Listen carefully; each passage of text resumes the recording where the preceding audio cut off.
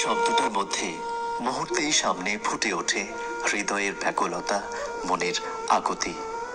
আনমনা হয়ে সহজেই বুকের ভেতরটা কেমন জানি ধস করে ওঠে, যেমন করে প্রিয়জন বিয়োগের বেলায় ঘটে।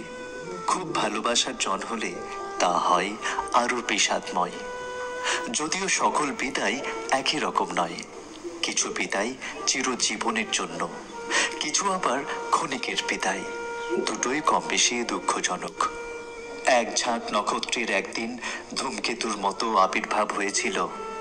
তারা আজ চোখের অন্তরালে অনেক দূরে চলে যাবে। জানি এভাবে আর দেখা হবে না।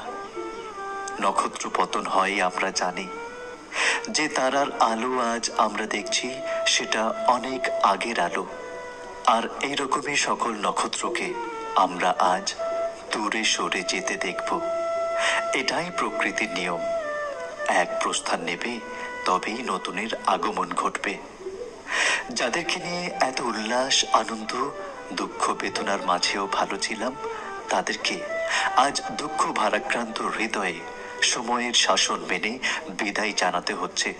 তাদেরকে আমরা সেইভাবে একই অঙ্গনে আর দেখব না। হয়তো কোনো একদিন কোনো চৌরাস্তার মোড়ে ব্যস্ততার মাঝে মোলাকাত হবে। বেশি কথা আর হবে না। ক্ষণিকের মুহূর্তে যা হয় সেটাই। হঠাৎ করেই আপন কাজে ব্যস্ত হয়ে হারিয়ে যাব। তখন পূর্বের কথা স্মরণ করে একটু বিষণ্ণতা আসবে, এটা সত্যি। তবুও একটি কথা না বললেই নয়। তোমরা যেখানেই থাকো ভালো থাকো। যেখানেই যাও না কেন তোমাদের সুগন্ধি সারা বাগান ভরিয়ে তুলবে, এই আমাদের দৃঢ় বিশ্বাস। তারা হয়ে সমস্ত আকাশকে